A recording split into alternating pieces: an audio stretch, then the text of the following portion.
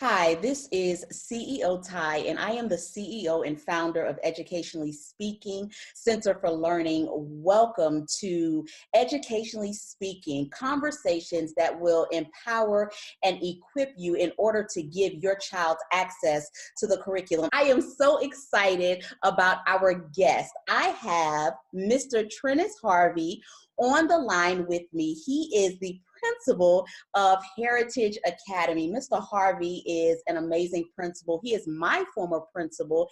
He was the principal of the year for Atlanta Public Schools, and he is such a servant leader. So I want everyone to welcome Mr. Harvey. Thank you. Hey, Mr. Harvey, how are you doing today? I'm doing great. Everything's going great. That's good. I am so glad that you are here. Today, we are going to talk about the Georgia Milestones Assessment. Anytime you hear Georgia Milestones, parents come to me and they're frustrated. They have so much anxiety and they just feel like everything is going left, because when you hear Georgia Milestones, it's like that monster in the closet that is about to jump out. So today we're going to talk about the Georgia Milestones, what you can do as a parent in order to prepare your child for the assessment, and then when you receive the results of the assessment, what those results mean and what next steps you can take in order to move your child along. So let's get into this interview. The first thing I want to ask you, Mr. Harvey, is when did you fall in love with education? Well, it wasn't going to be my first choice. I grew up in a family of educators. My mother's an educator. My sister is an educator. My wife is an educator. My wife's mother is an educator. So education has just been all around. I think I first noticed that was something that would be great for me was around my sophomore year of college, volunteering for a couple of groups that went into schools to work with students in elementary and middle school age students. And at that point, I decided that this is something I wanted to make a career out of. And it's been a great career. Yes, and as I stated before, you are an amazing principal. I truly enjoyed working under you, and I learned so much from you. The biggest lesson that I learned was how to be a servant leader. I just learned that being a servant leader is so much better than being a dictator. The first question, let's talk about it. What is the Georgia Milestones, and why is it important? Why do we need this assessment in place? So the Georgia Milestones is the state of Georgia method of evaluating student progress based on the standards that the state of Georgia Department of Education has stated that students at certain grade levels should master. Right. The Georgia Milestones goes from third through eighth grade, and then it continues into high school, but it's like an end of course test. Right. So at the end of every course in high school, you take a Georgia Milestones for that course and it's, I don't know per se, but I think it's like 30-40% of the grade. Okay. So it counts for a lot of right. and passing those courses to get credits towards graduation. Of course, I'm at the elementary level, so third, fourth, and fifth is what hits me, but I have a daughter in middle school, so I'm very interested in middle school as well. The purpose of the original or the intent of the Georgia Milestones, as I said, is to gauge where students are and to help schools to plan on what steps need to be taken as a school in general and for individual students. Now, it is also used to evaluate the effectiveness of what is going on in a school. Right. And, either fortunately or unfortunately, it has, standardized testing period around the country has become a way to evaluate schools and the effectiveness of teachers and so forth. And I say fortunately or unfortunately is because in some ways, like you said, it has become like this big bear, Right. and people are running from it because they hear, especially if you're in education, it does kind of almost become the end all be all in Right. terms of determining how good of a job you're doing. Right. And so that's not the original intent of standardized tests, but it has become that and morphed into that over the years because most of your tax dollars, a majority of the tax dollars goes towards paying for education. And what happens when money is going towards something? People want to see the results and they want Right. to see it Data. in numbers. They Right. want to see data to show that my money is going to a worthy cause. Right. And so that's why standardized testing has gotten such a bad name. Not a bad name, but yeah, okay, I don't want to say a bad name. Right. So let me pause there and ask this. So at my tutoring center, one of the children came in, one of my scholars came in and said, CEO Ty, the only thing that they talk about in the school is testing. She said, every time I turn around, and this is a third grader. So she said, every time I turn around, that's all I hear. And it's not about the instruction. And I feel like they don't care about me. What do you say to parents that are listening right now? Like, testing is going to happen. I know that's the end result, but you don't want your child to feel like they're testing all the time, and you don't want a parent to feel like their child is a lab rat for testing.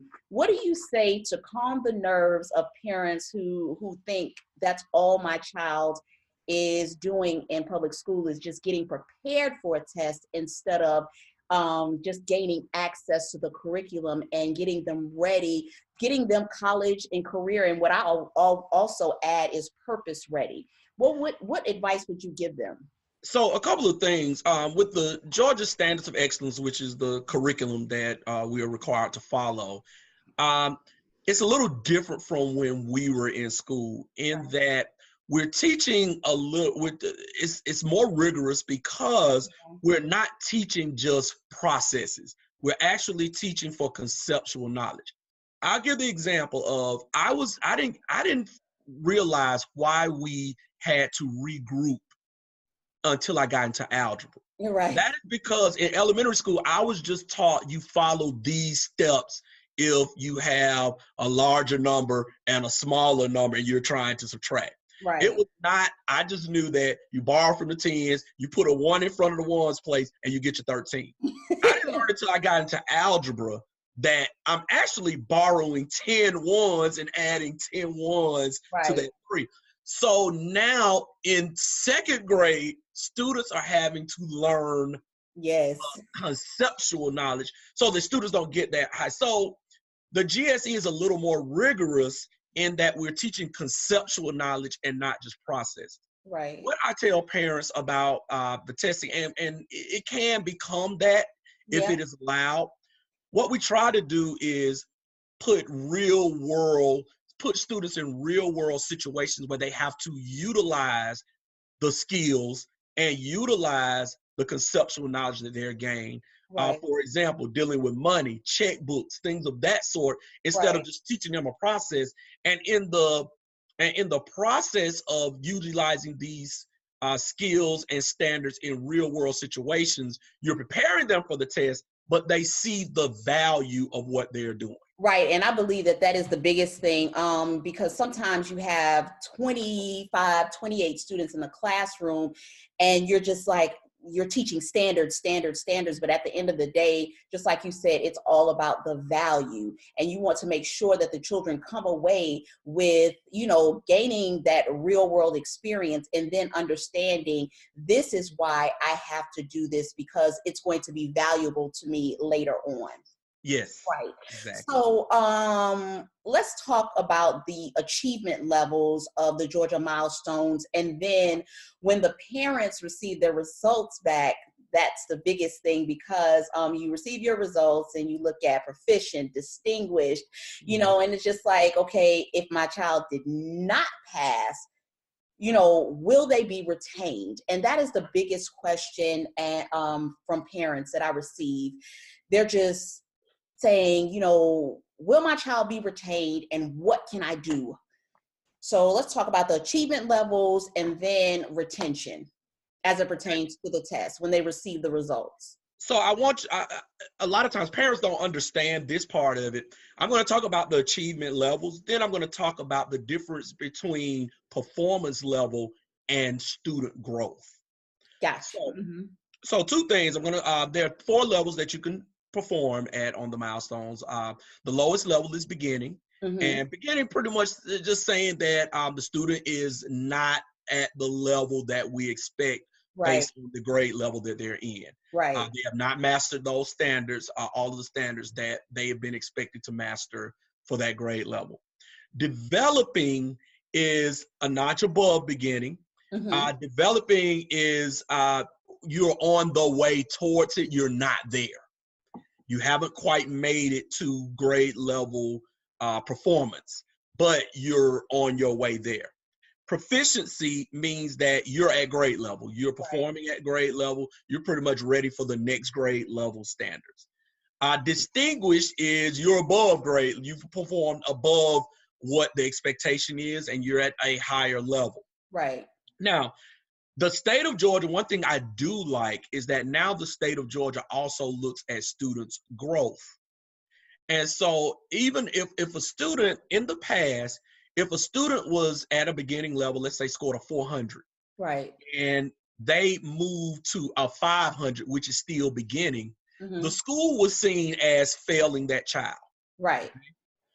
But in actuality, if a student comes in at a 400 and they grow into over a 500, they might still be at beginning, but that student has grown over a year, more than a year of growth, but they're still at beginning because they came in very far behind. So the thinking is, if the next teacher can grow them that much and the next teacher can grow them more than a year, they will eventually be on grade level. Correct. And so one of the things that we have to school parents on is the amount of growth that their child has shown.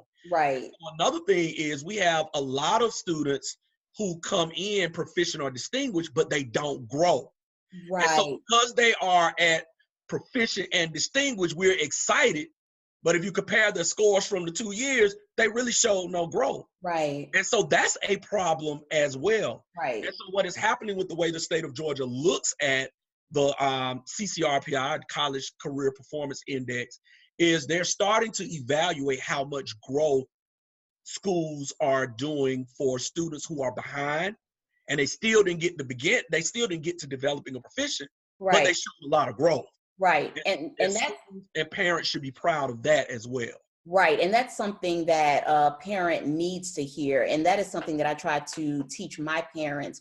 We want to say, well, my child is, not on grade level. And I always tell them, you have to look at how your child has grown. They're not going to get on grade level overnight. But again, you want to look at the data based on the growth and not where you want them to be. A lot of parents come to me to my center around January. I receive a lot of phone calls, and they will say, can you prepare my child for the milestones? And I always tell them no. And the reason being is because, number one, and I'm always honest with my parents, the work does not happen overnight. The work happens all year. So you have to prepare, you have to attend parent-teacher conferences. When you receive those deficiency notices, you have to be proactive. If your child is being pulled for EIP, you have to make sure that the goals that were written for your child, they are being followed, and that the data matches everything. Or if your child has an IEP, again, making sure that the goals and objectives match what's going on in the classroom. So you have to keep up with that. So again, it doesn't happen overnight. But what can a parent do? And we didn't talk about retention, but we'll get back to that. But what can a parent do in order to prepare their child, especially if they feel like their child is not on grade level, or if they're right there, what can they do at home?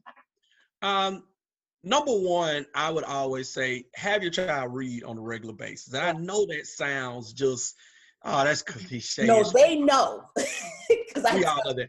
But I always tell people, and I'm not gonna tell a story because I have a story for everything. Everything. Story. but I'm not going to go into a story. But what I tell people is like riding a bike.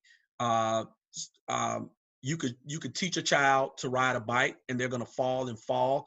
But if they don't practice it, Right. they're never going to perfect it. Right. And reading is the exact same way. That hour and a half lesson that they get in reading during the school day, It's not yes, enough. they get the skills, Right. but you have to practice the skills. And that comes outside of school. So that's the first thing I would say.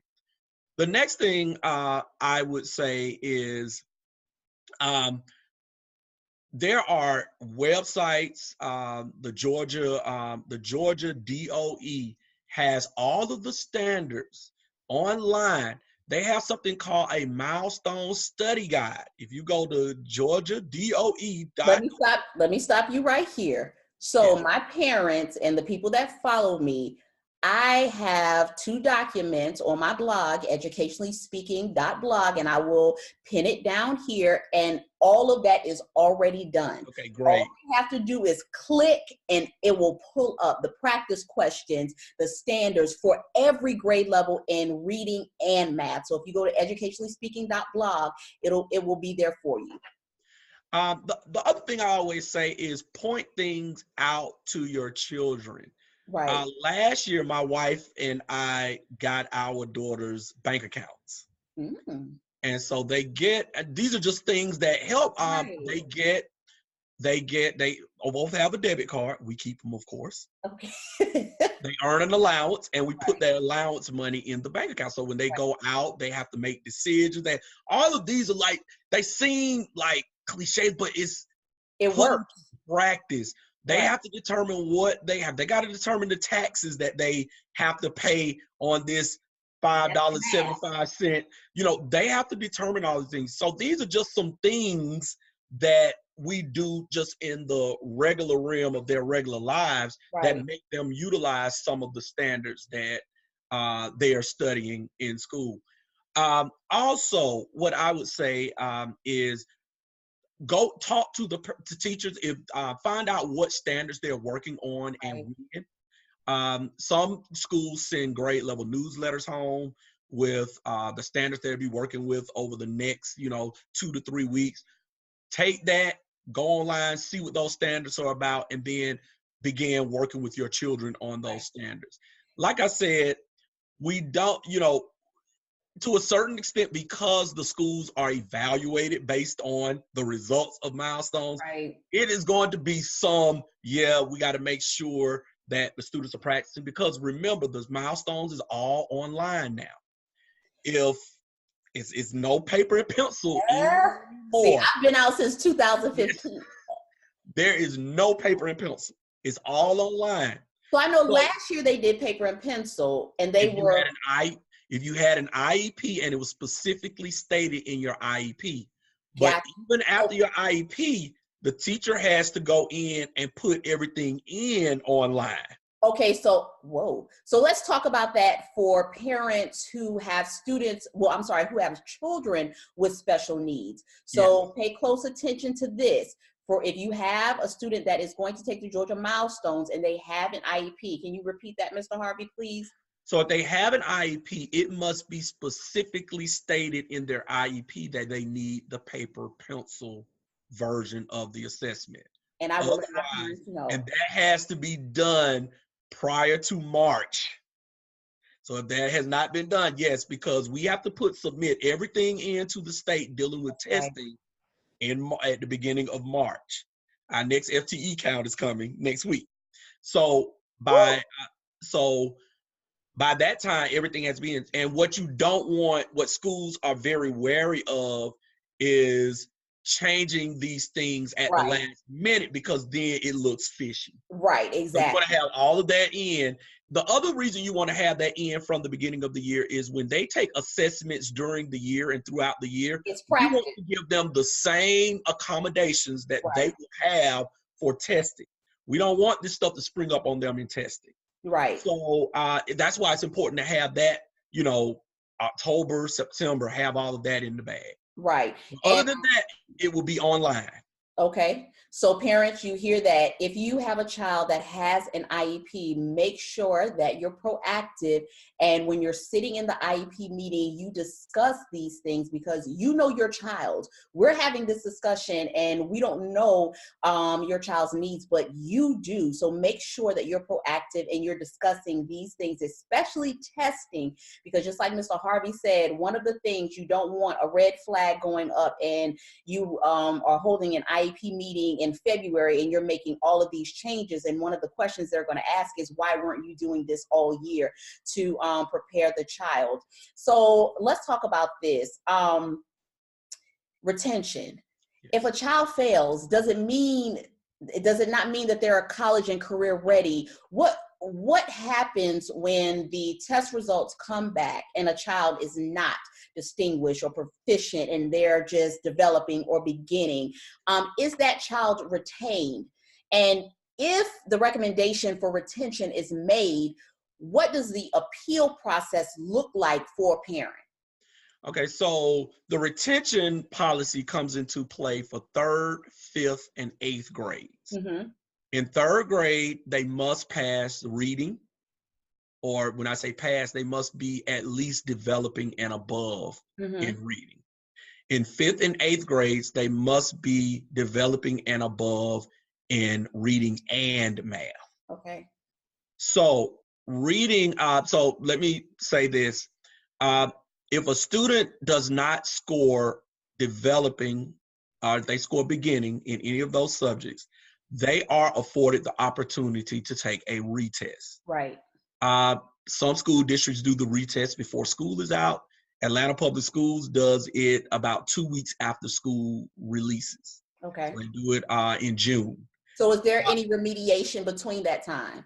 So this year, testing is very late for Atlanta Public Schools. We don't start testing until May 1st, and we do not finish until May 17th, What? which is 1 week before school is out. So there will be no time for remediation this year.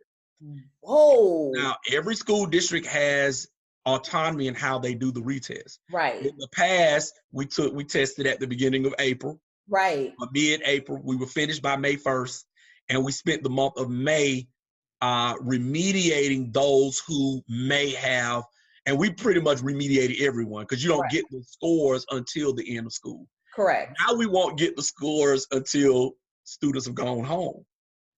So we will have to contact parents at the beginning of June to say, hey, your child has to come back for the retest.